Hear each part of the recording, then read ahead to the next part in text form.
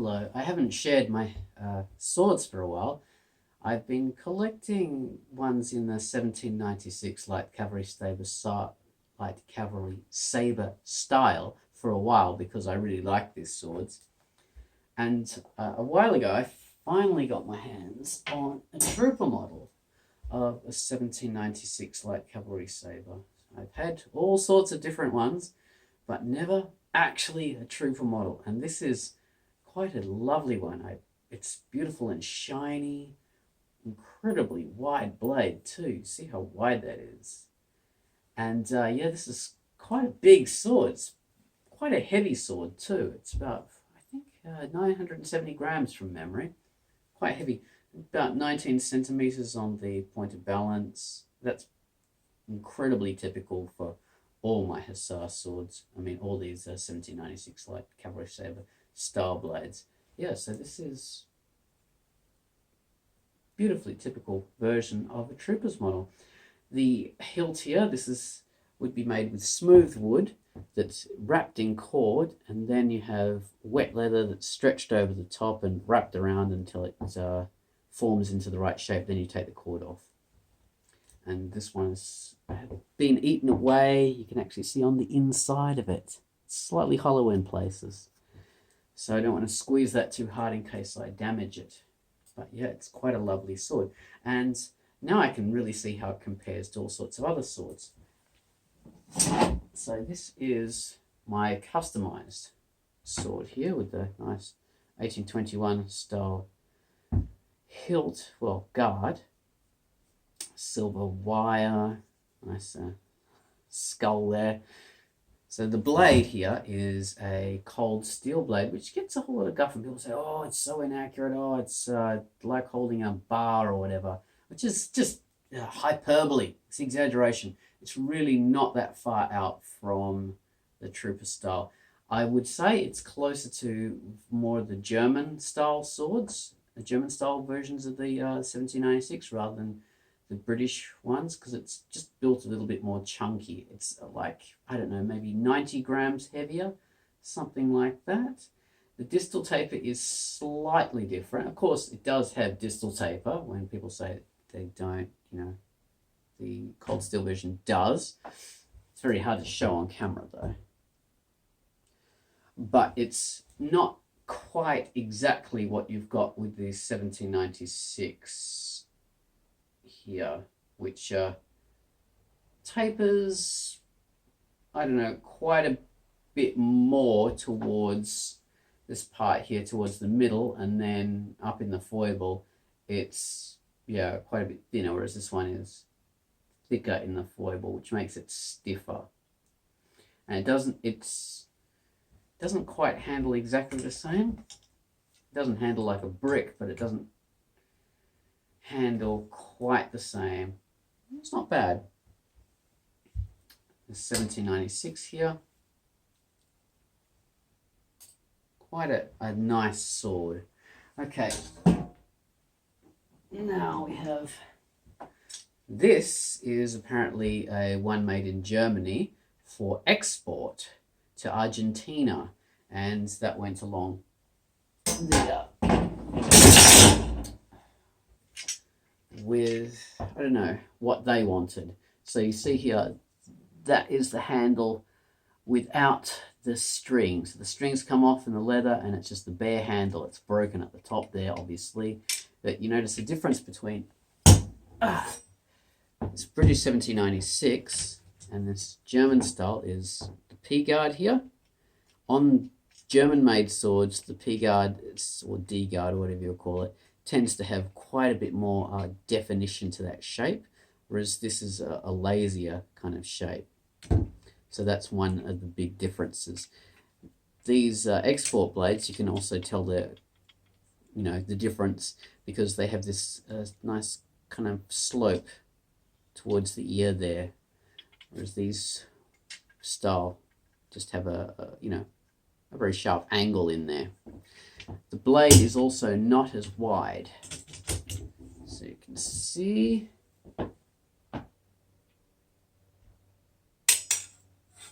No, that's that visible, but yeah, German export ones on the front. There we are. The 1796 are there. All right. Then there's this sword here. Not quite sure what this is. It could be an officer's version. Probably a junior officer's version of the 1796. Not junior officer. It would be like a junior flank officer. So an infantry, basically. So it's quite light and it's a little bit shorter as well. And you obviously you can see the brass guard. And it's not quite as long. Just a little shorter. Maybe 2 inches. And this is quite a bit lighter. I think it was about 700 grams or 680, something like that. Brass. So yeah, it could be flank officers, junior flank officers. Then there's this one here.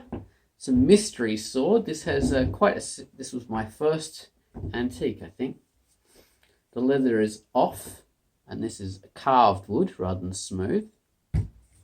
And again, this has the slope into the ears, like on the German export version.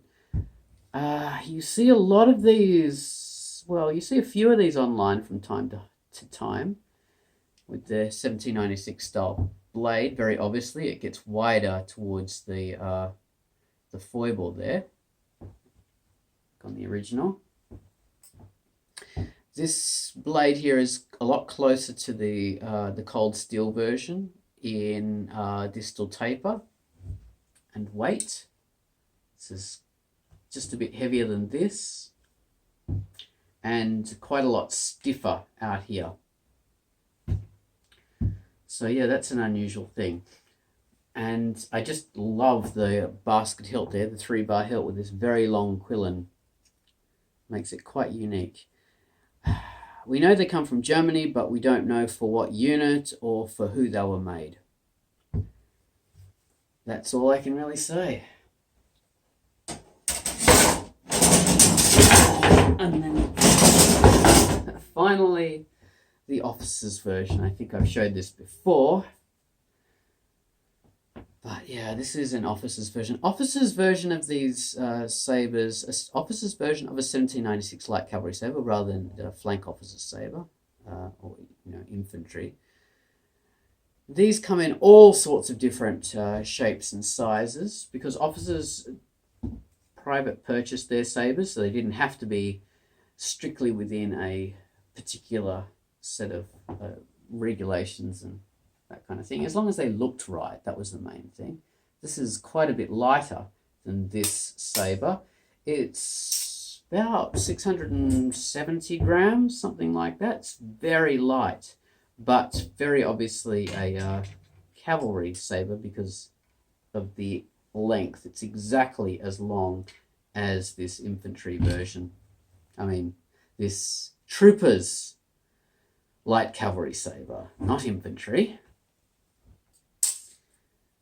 Unusually, this is also a very dark blade. Now, that's not oxidization. That is from a gunmetal process. They would have all sorts of, different flourishes and customizations on these sabers. Popular one is to have it blued, and that protects the steel from rusting, and also it looks fantastic. And then you have gilt on there, so you've got the blue and the gold, and it looks really, really awesome and cool. But yeah, this is a grey gunmetal look to it.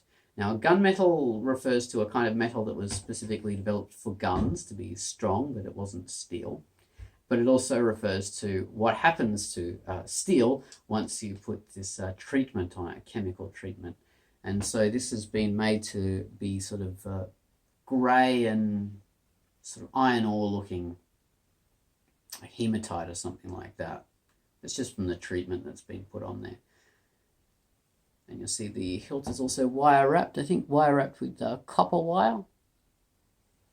Another very specific thing to officers' versions is you have this little semicircle shape cut here.